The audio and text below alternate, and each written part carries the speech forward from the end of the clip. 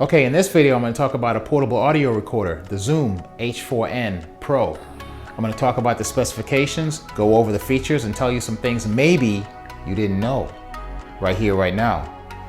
Let's go.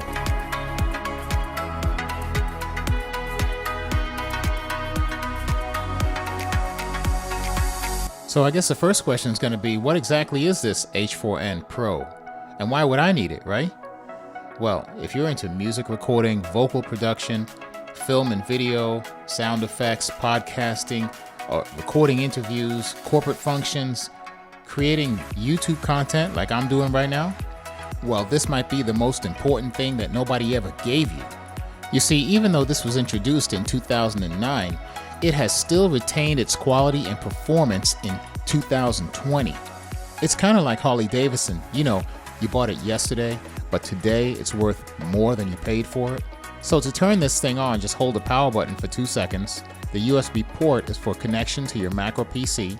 The volume control, plus or minus, is to adjust the level for your headphones or line out. And you can control this device remotely also. So as I flip this around to the other side, you'll see that there is a rotary dial for selecting your menu settings. There's a menu button. There's a record level, plus or minus, right? And the memory card slot will accommodate SDHC and SDXC memory cards up to 32 gigs. Man, that sounded real sexy, didn't it, the way I said that? Well, anyway, let's move on so I can tell you how this thing feels in my hand. Well, I can tell you right now, this thing feels pretty solid. It's got some weight to it. Everything seems to be made of plastic or composite, but it doesn't look cheap and it doesn't feel cheap at all. I can see all the indicator lights, I can access all the buttons, and recording on this thing seems to be pretty easy. All I'd have to do is just move my thumb down and press the record button. Pretty convenient, huh? Now let's talk about the dual XLR or TSR inputs at the very bottom with push to unlock. Are you kidding me? Now that's what I call pro audio right there.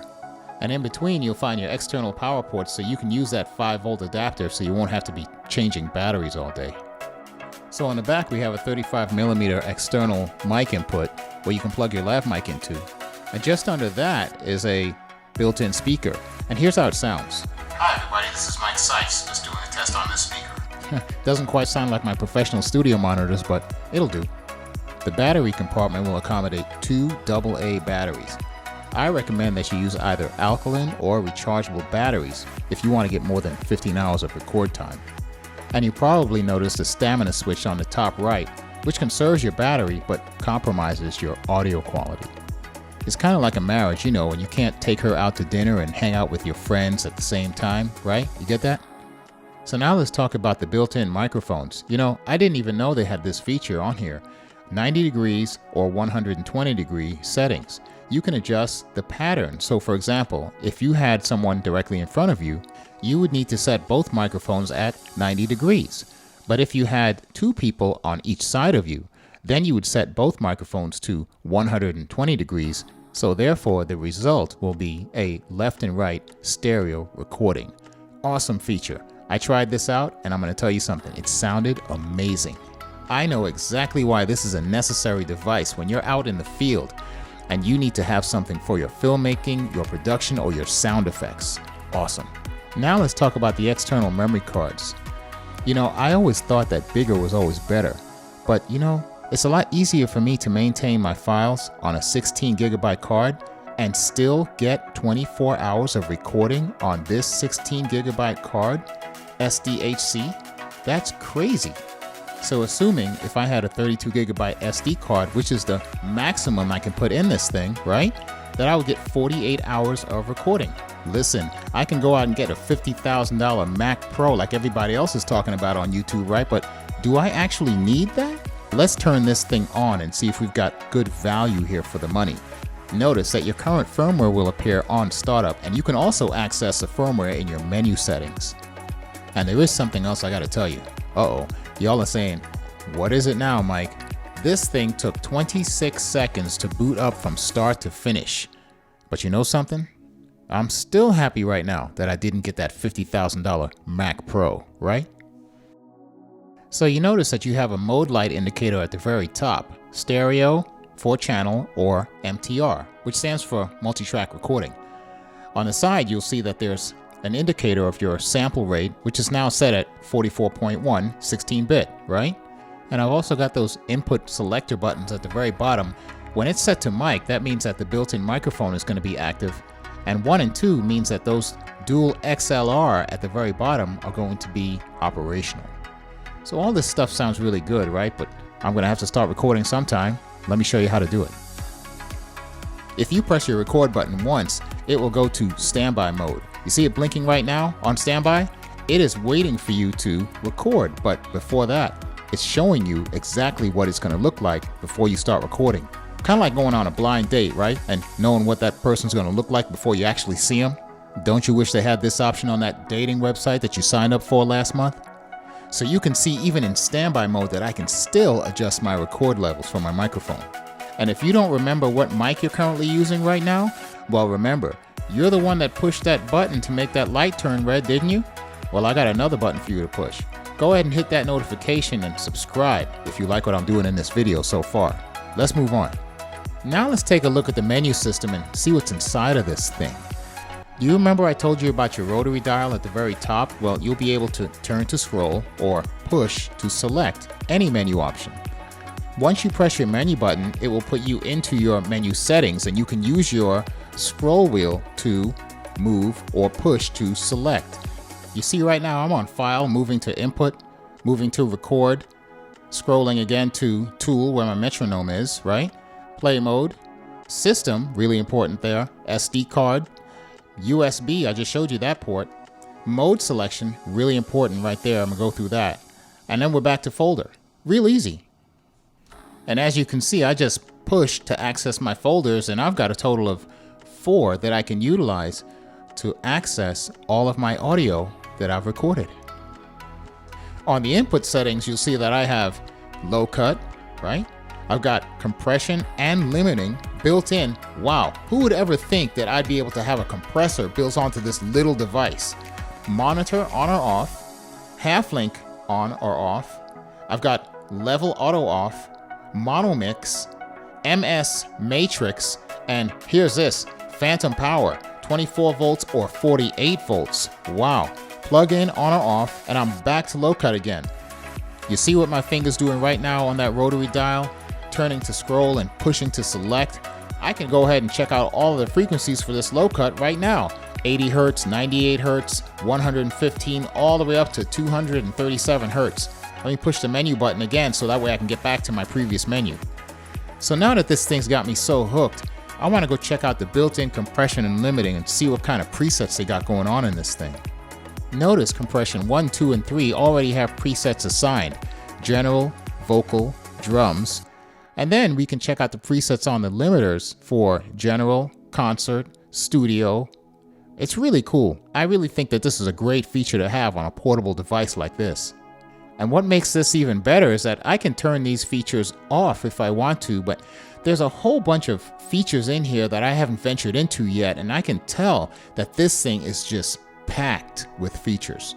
So now I'm in my record settings, which is basically going to give me the options for sample rates, bit rates, WAV files, MP3 files, all of that stuff, you know. And this makes a big difference on exactly how much data you can record in conjunction with the size of the SD card that you have installed on this device.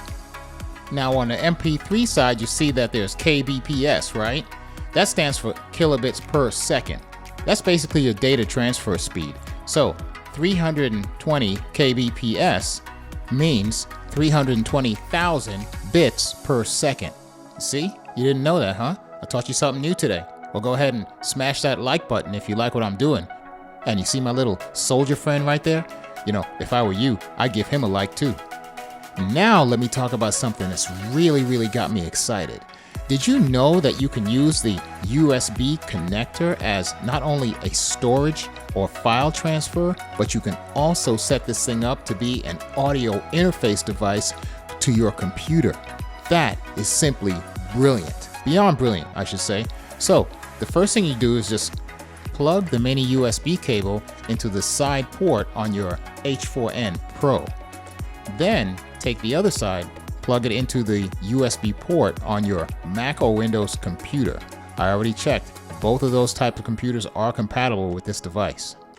Now I'm going to take you into the menu settings, and we're going to look for the USB settings to connect this device as an audio interface.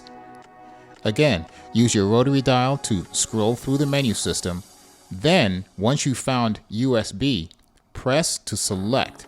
You'll be in the options where you'll be able to select either storage device or audio interface, as I'm doing right here.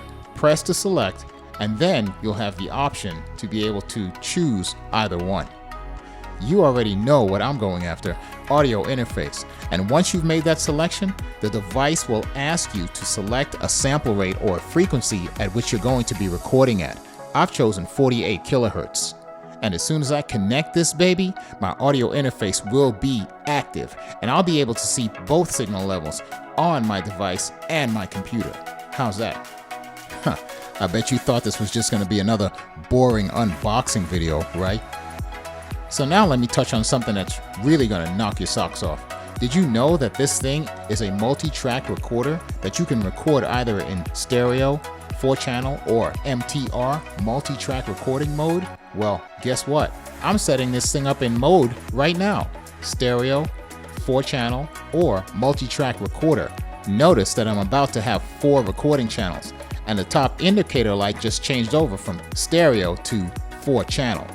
All of my mic inputs are now hot and active as indicated. So basically what you're looking at here are your 2 top mics, and your 2 XLR inputs are ready to record audio. Now let's check out the next feature, MTR mode, which stands for multi-track recording. So you'll see as it loads, a mixer will appear that gives you 4 independent tracks. And all 4 of these tracks are capable of having effects, compression, and levels separately and independently while playing back simultaneously. And just when you think that it can't get any better, there's a bounce feature also? Wow, it can't get any better than that. I basically bought a portable recording studio that fits right in my back pocket. So here's the last and final feature that I think everybody knows about, but I'm going to tell you about it anyway. The headphone out. It's also a line out. And the thing that's really great about this is that I'll be able to use this in conjunction with my camera equipment, so I can plug that line out directly into my mic input on my camera.